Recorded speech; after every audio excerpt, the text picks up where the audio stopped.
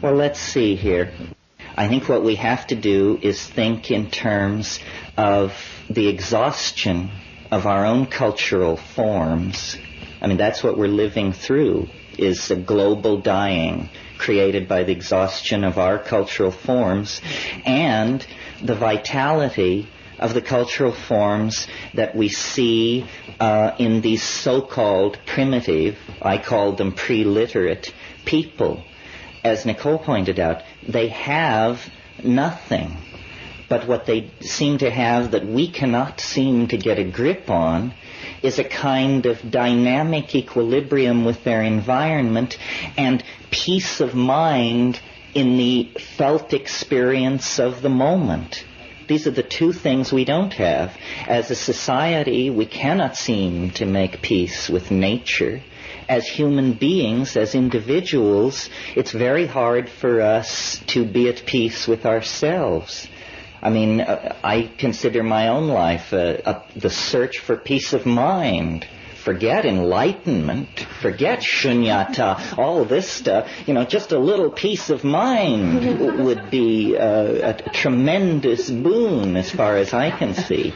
So I really think that there's a confluence here of themes and possibilities. It has this richly plotted texture that always lets you know that you're in the presence of a higher order of things. It's that the shamans whom we admire, who we idealize, are seen to be at the center of this environment, the warm jungle, the tropics, the warm tropics, that we find it necessary to destroy. So it's a perfect image of us being at war not only with ourselves, but with nature itself. And, you've heard all about how the Amazon and the Congo Basin in eastern Indonesia are all being cleared and lumbered and turned into cattle ranches. This is a tragedy, obviously. We understand and can perceive the dynamics of that. But how to make sense of a situation where, as the World Bank and the IMF attempt to halt this kind of destruction, on the other side of the coin, the United States State Department and the DEA and these agencies propose and are planning to carry out the defoliation of the Waijaga Basin. So there's a schizophrenia here that is not academic.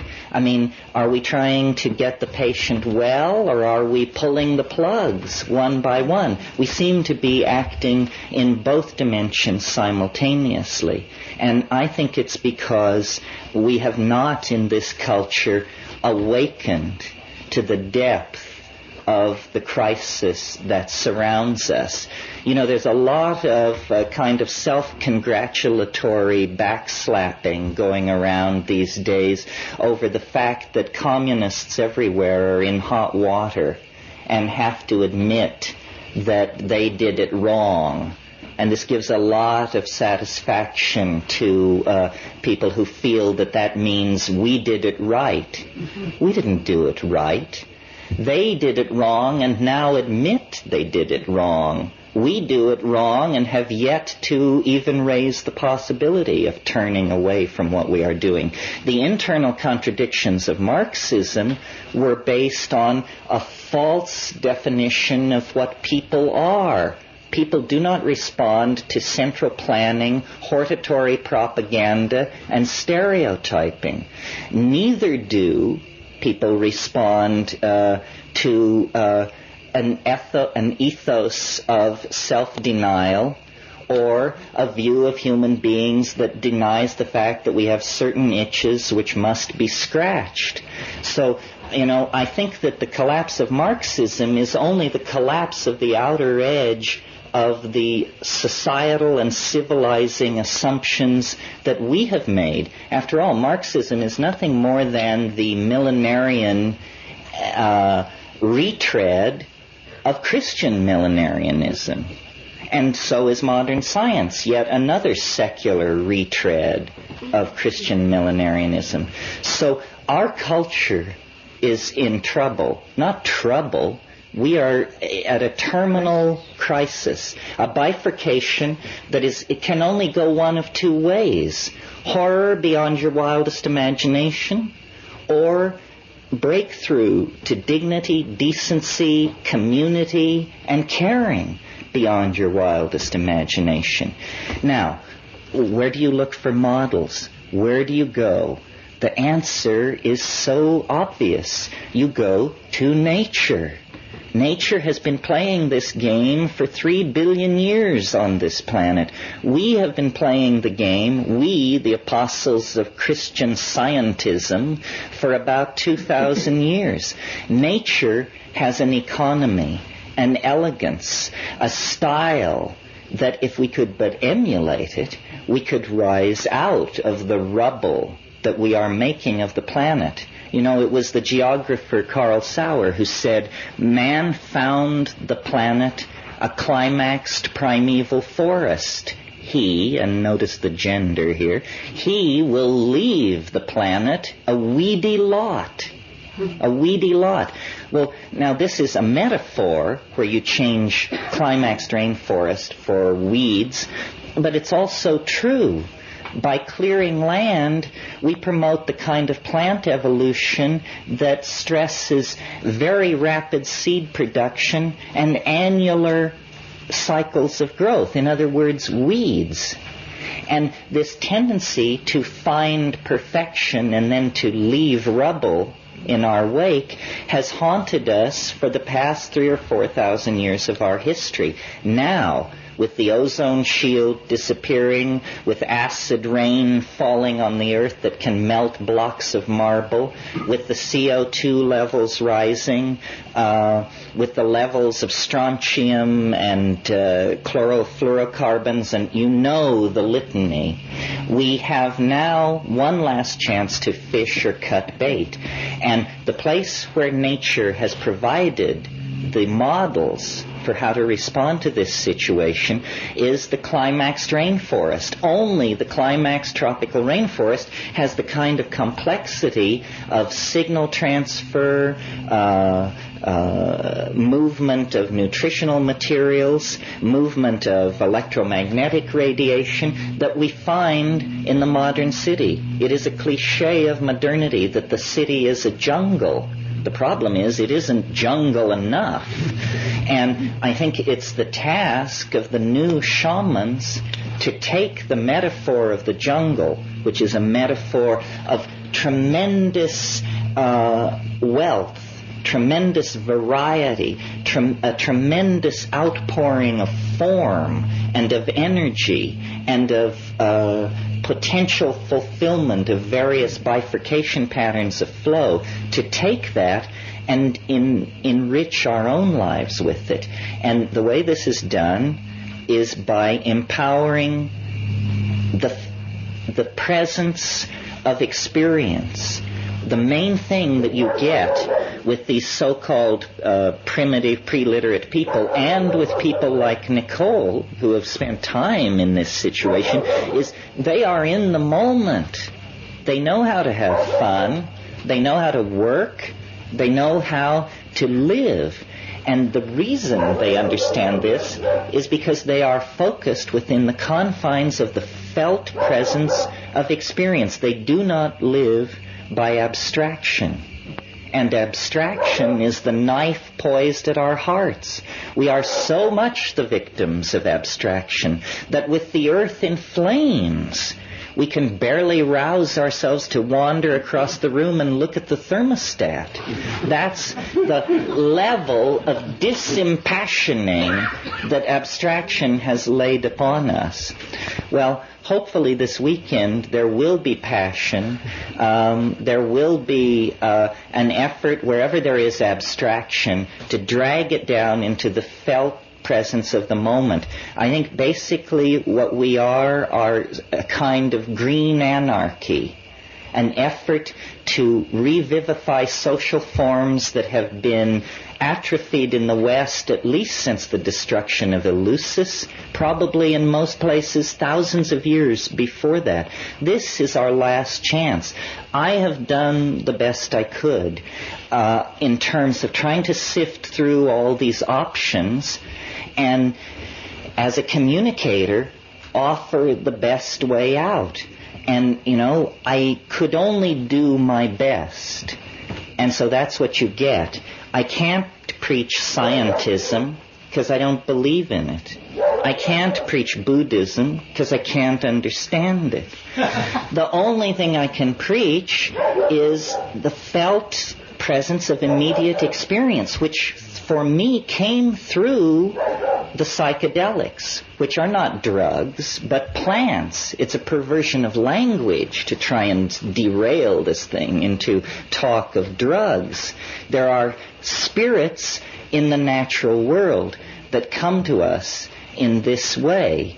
And so far as I can tell, this is the only way that they come to us, that it's rapid enough for it to have an impact upon us as a global population. This weekend will be different because we will be hewing close to the source. Nicole is a priceless repository of information, more even than she knows. If I could declare her a national treasure, I would. The number, who knows what this woman knows? Who knows how much human suffering, the alleviation of how much anxiety lies in the hands of perhaps half a dozen people of Nicole's caliber who have paid their dues in these jungles. This information is flowing through our fingers and disappearing. In another 30 years, it will be all gone. Every time I go to the Amazon, I can feel the way in which it's slipping away. When my brother and I go off looking for these unusual hallucinogens, often we have the experience where when we finally find the person who claims they know what we're after, the line goes like this: well, I've never taken it, but as a child I remember seeing my grandfather prepare it, and I think I can do it. If it weren't for us standing there asking that it be done, it would never have even risen into the gentleman's mind as a possibility. This is the knife edge upon which this knowledge is poised. If it can be saved, it gives me hope that we can be saved.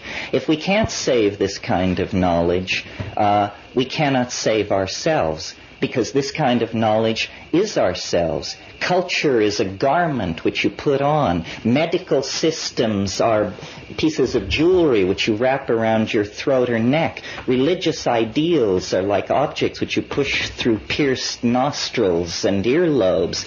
If we cannot come to terms with that which allows us to give birth with ease, to die with dignity, and to live in health, then what kind of a future do we have? No future at all. So this is not a meeting of obscurantists or enthusiasts for some private vista of transcendence.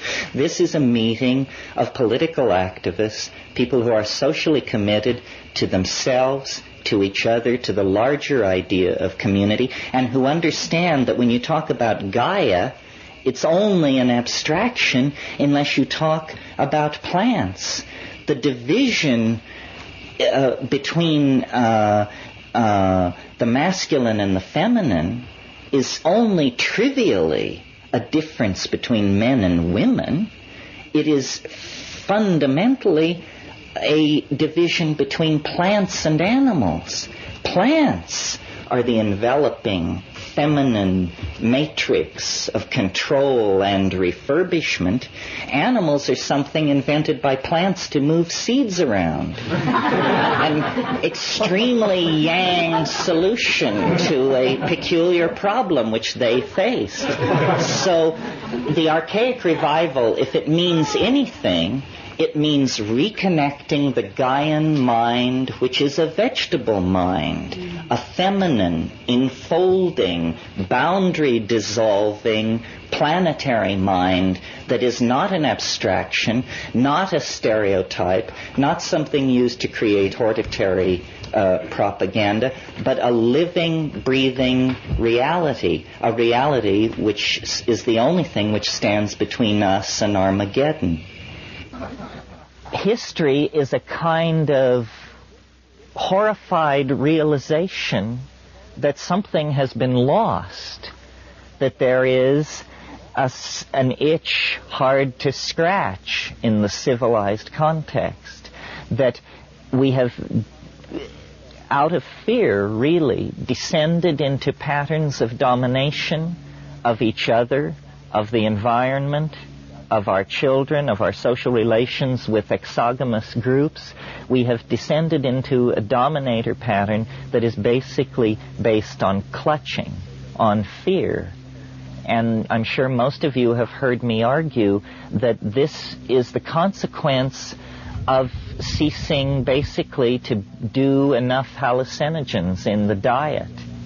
That, in fact, what human beings were flirting with over many, many tens of millennia, let's say from 100,000 years ago to 15,000 years ago, human beings were in a flirtatious situation with a symbiotic relationship with this mind resident in vegetable nature.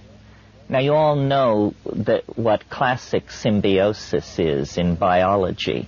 It's where, let's take the example of the little fish who lives in the sea anemone, and big fish don't bother it. It gains protection. The sea anemone gains access to larger prey, which come to investigate the little fish. That kind of symbiosis is genetically locked in. And if you take the little fish away from the anemone and put it, let us say, in an aquarium without anemones, it doesn't die. It doesn't go into an immediate physiological crisis. No, what happens is it simply has a low body weight and a short lifespan. In other words, it is under stress. And I believe, I hope I'm not deluding myself, but I believe that the lost secret of human emergence, the undefined catalyst that took a very bright monkey and turned that species into a tormented, self-reflecting poet-dreamer, that catalyst has to be sought in these tertiary alkaloids in the food chain that were catalyzing higher states of intellectual activity. And I've pointed out to you ad nauseum, I'm sure, the reciprocal feedback relationship that was working there in the case of the mushroom, in the veldt situation in Africa. It was promoting at low doses visual acuity, which was feeding back into the hunting and gathering process, making those animals with this increased visual acuity more adaptively successful, hence more reproductively successful, hence they're outbreeding their competitors.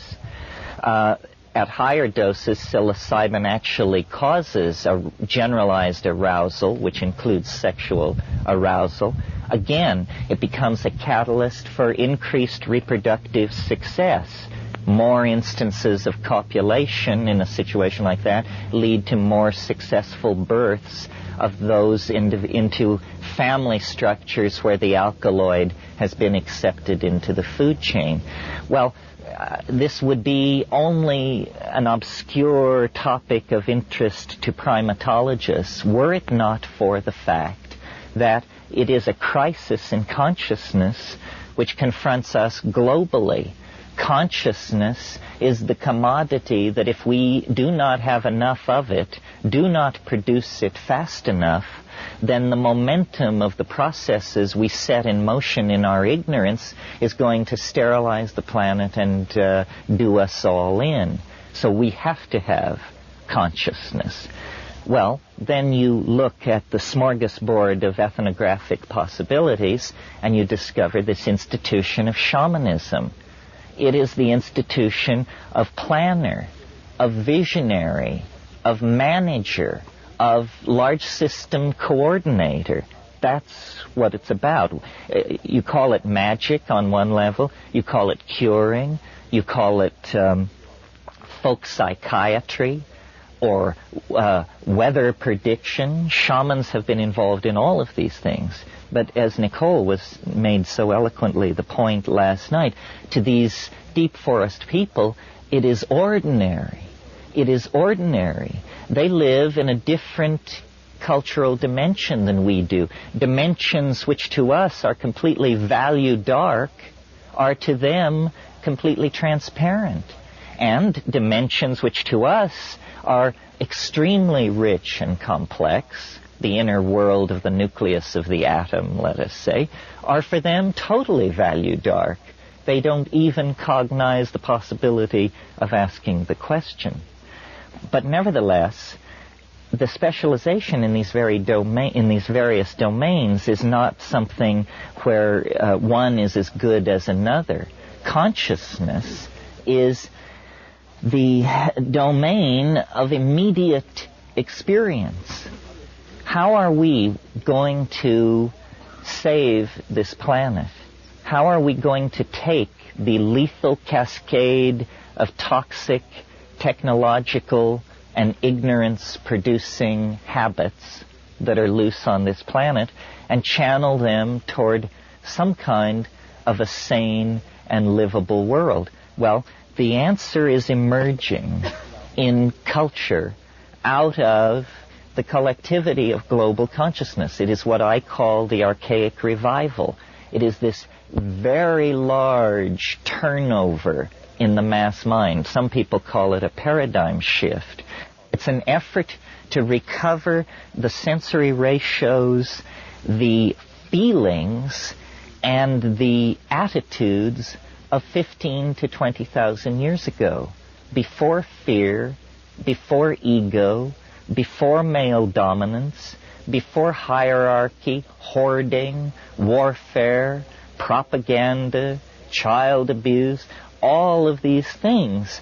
And the answer lies, as was indicated last night, in integration into the dynamics of nature. Well, so far as my analysis gives it to me, the only way you can abandon yourself to the dynamics of nature is to break through the language shell. You must cut through the aura of programming and cultural assumptions that surround us from the moment we are able to speak. The only way this can be done is by dissolving the boundaries of ego. Ego is a structure that is erected by a neurotic individual who is a member of a neurotic culture against the facts of the matter. And culture, which we put on like an overcoat, culture is the collectivized consensus about what sort of neurotic behaviors are acceptable. Now, I don't know, so you see, what I see going on in the Amazon is a very radical psycholytic therapy where they are dissolving, literally dissolving the boundaries of self, culture, and ego assumption. And then what you discover is not the white light, or what William James called a blooming, buzzing confusion, although in the first few minutes it can be like that. But what you really discover is sentient, organized, living, loving nature. That nature is a force. Nature is a mind, a personality, organized with intentionality, organized with feeling, humor, grace, and conviction. Conviction. And if you can get right with that conviction, then that's the secret of dancing in the waterfall. That's the secret of the shaman's apparent transcendence of the rules of mundane statistics. Because that is what it is. The shaman doesn't violate physics. He or she simply knows how to push the improbable to its greatest extent. And in Eastern philosophy, this is called the Tao. Abandonment to the flow, fitting of the small pattern into the larger pattern. Well, I think these things are very important because I think that psychology, psychiatry, psychoanalysis, it's a good idea, but it will never reach any kind of operational effectiveness until we look to these native healers all over the world and study their methods, and their methods are chemical and personal. It's a combination of care, attention, intention, and chemistry that allows consciousness to be made malleable and then recast in other forms. So I find myself this weekend explaining myself. That's what I feel like I'm doing. Why does someone who extols the self-transforming elf machines of the DMT space also claim to be a conservationist, also, have a mathematical dog and poodle show? Well, it's because all of these things emerge out of the concrescence of consciousness, its intention toward its own transformation. Nature is the answer. It's not enough to be like Wordsworth. It's not enough to, this is not, Mao Zedong said the revolution is not a dinner party. And certainly the ecological revolution is not a dinner party. Poetic sensitivity to the death of the planet is not what we're striving for here. What we're striving for is to halt, overturn, and back out of the impending death of the planet. It is very clear now that consciousness will decide that the planet, there are not rosy futures of suburban housing and ratatouille to be extended endlessly into the future. We are approaching a bifurcation where it is either going to become heaven or hell, one or the other. And I think that this archaic intuition, which I see reaching clear back to the birth of the 20th century and the 19th century, back to people like Alfred Jarry and Guillaume Apollinaire and the pataphysicians, the surrealists, the physicists around Einstein, Freud, modern art, modern dance, jazz, all of this stuff is an effort to reclaim the primitive, to reclaim the archaic, to reject all that powdered wig algebra that comes down through the French, English, German tradition of constipated male dominance. And instead, intuit, that's what it is in Freud and Jung and the New Age, intuit our way out. But now we're the intuition is rising to the surface. We no longer have to operate without the presence of the goal firmly in hand. The goal can now be stated. What this is all about is a return to archaism with the lessons learned in history. That's where we were happy. The fall was a fall into a veil of tears, into a world of limitation and pain and suffering and infectious disease and so forth and so on. It's a prodigal journey into a lower dimension that can now be ended by a collective cultural decision to commit to this Taoist, shamanistic, feminized, cybernetic, caring, aware, present kind of being. I mean, it's nothing more than what each of us is in our very best moments. But we have to extend those very best moments to fill whole lifetimes.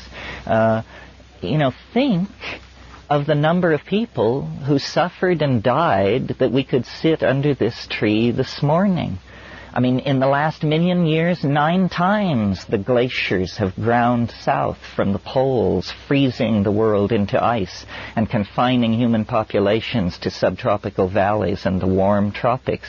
9 times the interglacial periods have come and human populations have spread out over the earth. They didn't have radio, they didn't have antibiotics, contraception, statistical analysis, or the partial differential equation, and yet somehow they managed to get us here. Are we then, as the heirs of that wave front, of the inheritors of a billion-year process, are we in one generation to turn it into a massive pottage? I think not. I certainly hope not. I would like to believe that we could make that leap to conscious awareness that would allow us to take hold. Now, the problem, it was easy the first 10 years that I sat before you, because what we were doing was getting to know each other, to verify that we in fact existed, that I wasn't crazy, you weren't crazy, so forth and so on. Now, what looms ahead is the mess of politics. And this, I'm sure you have no stomach for. I certainly don't. I'd rather be stoned and rocked in the arms of the goddess. But as a matter of fact, this dominator thing is not going to be unhooked and put to bed without a struggle. Everyone is going to have to be counted. I've talked to you in recent months about memes. Memes being the smallest potential units of ideas. They're like genes. We are the nucleus of a mutant meme, the meme of plant consciousness, hallucinogenic consciousness, shamanistic consciousness. We have to refine this meme, replicate it through repetition, and spread it through society in the same way that a plant sheds seeds into an ecosystem. The idea will compete. The idea is a good one. It's adaptive, it's clever, it's tough, it's invasive, it can make use of many contexts to promote its own existence. But it can't do any of that if we don't replicate it and get it out.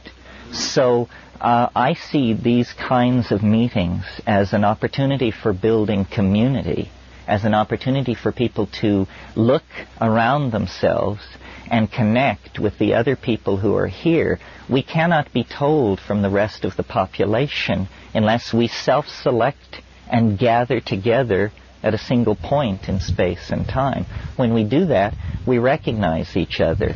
When this meeting is concluded, we will merge back into the larger stream of the body politic.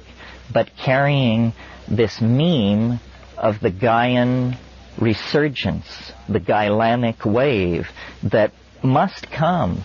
I mean, people say it's so wonderful that you articulate these feminist ideas and so forth. I do it because I don't want to be dead. I do it because I don't want my children to have no world to live in. There is no choice. The walls are high and the current is moving very fast. What we need to do is merely keep our spirits high and learn to sing the song. My friend Ralph Abraham is a proponent of this school of mathematics called chaotic attractors or dynamics. And this is the notion that many processes are not pushed from behind by the momentum of casuistry, as in the ordinary Newtonian model of process, but that there are what he calls attractors, or basins of attraction. And these are things which lead processes forward. For instance, a somewhat trivial example would be if we had a large bowl and a marble, and every time we released the marble up near the rim of the bowl, we would notice that it unfailingly rolled to the bottom of the bowl and located itself somewhere near the center of the bottom of the bowl. We could say that the bottom of the bowl acts as a basin of attraction for the marble. In other words, the marble finds its most that its energy state is most at equilibrium when it locates itself in the trough of the bowl. So there is a way of analyzing processes to see them as though they were led rather than pushed. And I think it's fruitful to see human history this way. You see, what we deny as a culture of materialist, positivist reductionists, is the presence of spirit in the world, in ourselves, or in nature. And so Western science is very concerned to deny what is called telos. Telos is a Greek term for purpose.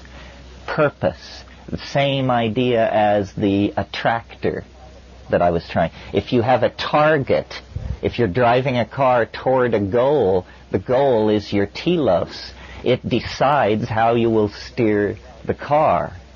Well, it has been for the past 150 years extremely fashionable in sociology and biology because of Darwin to deny telos in nature, to say that, any apparent order in nature is made up of the disorder of random mutation meeting the disorder of natural selective processes, and these two streams of converging disorder create a kind of apparent or virtual order, which is an illusion.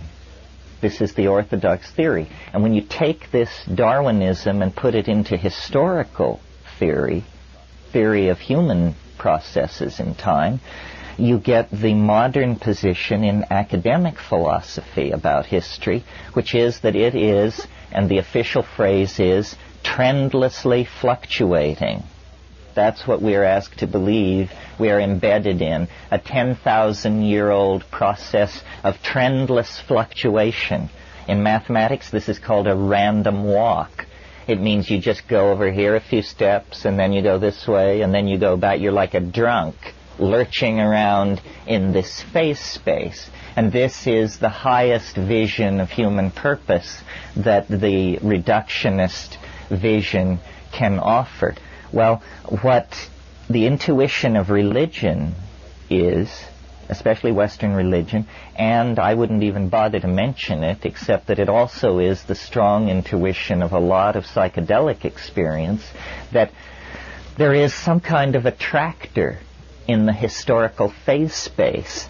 There is something which is drawing everything toward it. It's like a higher dimensional entity that casts an enormous shadow over the human landscape, so that, at sitting around campfires 50,000 years ago, people felt this vague tug toward organization, order, cognitive activity, epigenetic activity. Epigenetic activity means coding stuff not in your genes, but in dance, gesture, ritual, and ultimately in clay and on paper and in electronic storage methods.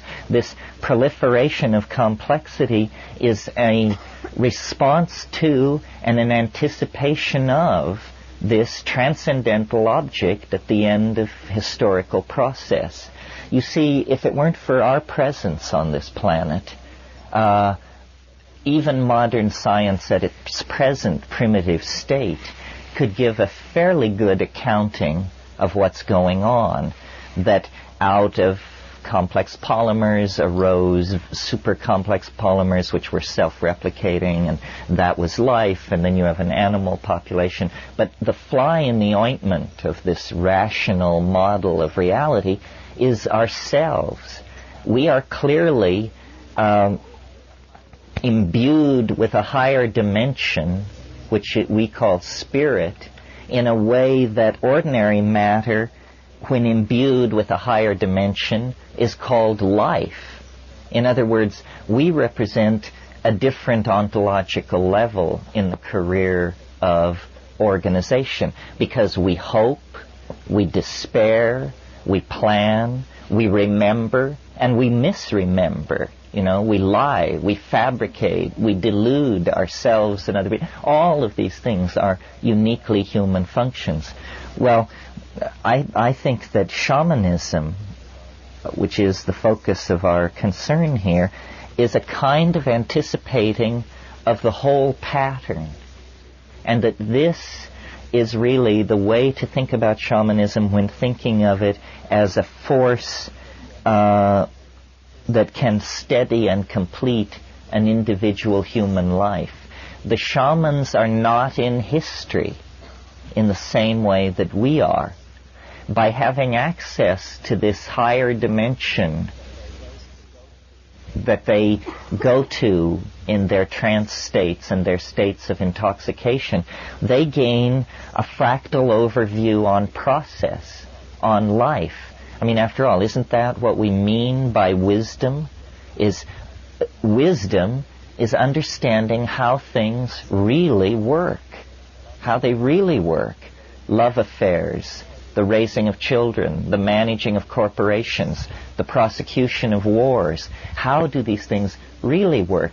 Not the deluded and fumbling attempts of the proponents of this or that school, but a Taoistic insight into the actual appropriate dynamics of everything. Well, how do you gain that kind of an insight? The answer is, you must have a superior model. You must have a superior model. Now, if you believe, that the world is composed of 3 levels and they are held up on the back of a woman who sits on a giant tortoise who floats in space, this is a model of the universe. It can take you a certain distance. But what model of the universe can actually offer reassurance in all kinds of situations?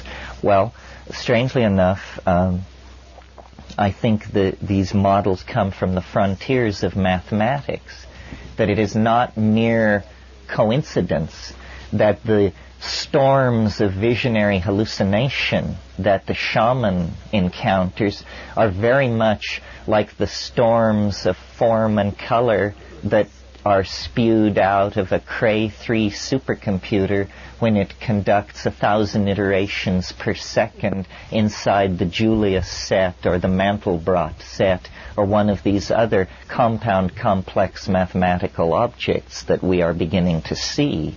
You see, mathematics, up to this point, has been a computational science because mathematicians used pencils and blackboards and chalk to describe their objects.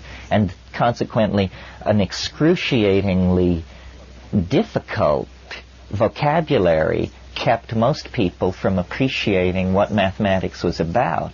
Now, the computer is to modern mathematics like the telescope was to 16th century astronomy.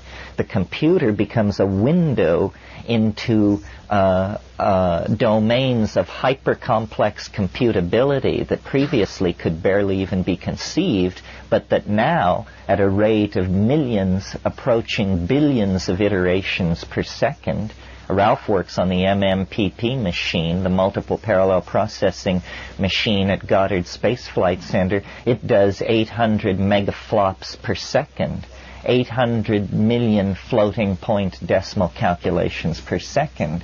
Well, you can dream dreams with a machine like that, and strangely enough, at the edge of the super technology of the dominator culture at Goddard Space Flight Center with guys, high priests, standing around in white coats, when you get it up and running, what you see is what an ayahuasca shaman sees on a Saturday night in the Amazon. You see that you are navigating through a complex, higher dimensional phase space where, by varying the inputs of amplitude and frequency, in one case using an electronic box, in the other case using the human voice, you sing your way through a mathematical domain which is a higher resonance of reality.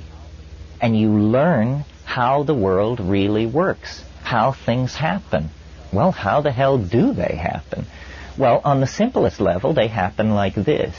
They have a beginning, they have a middle, and then they die away as an oscillation, a damped oscillation.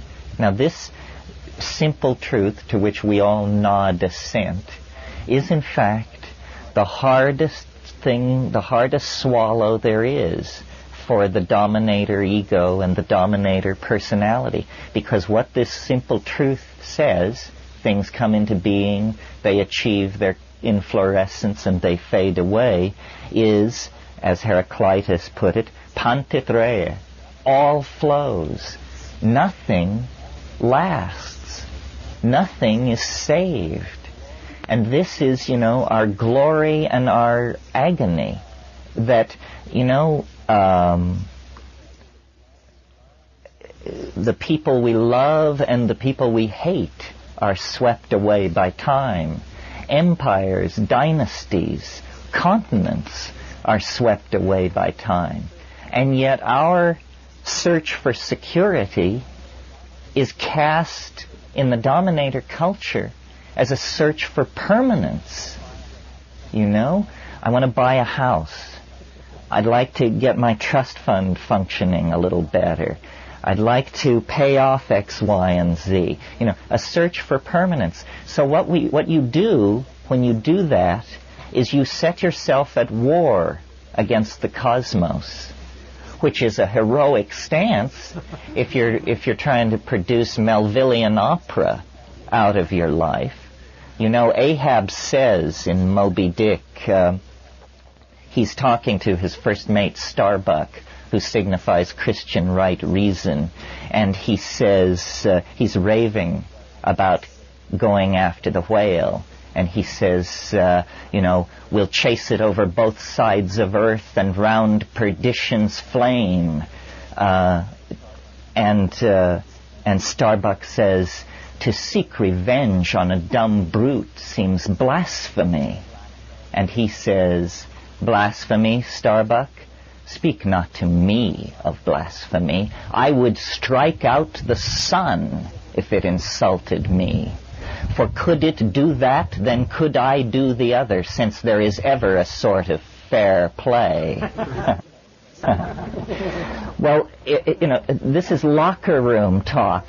The notion that there is fair play between a man and a nearby star is the finest expression of the dominator ego I can imagine. And of course, the story of Moby Dick can be read on many levels, but finally it is the story of the submersion of the male ego in the oceans of the unconscious, born to its destruction and transformation by an encounter with the maternal matrix in the form of the vagina dentata of the sperm whale and everything that it symbolized.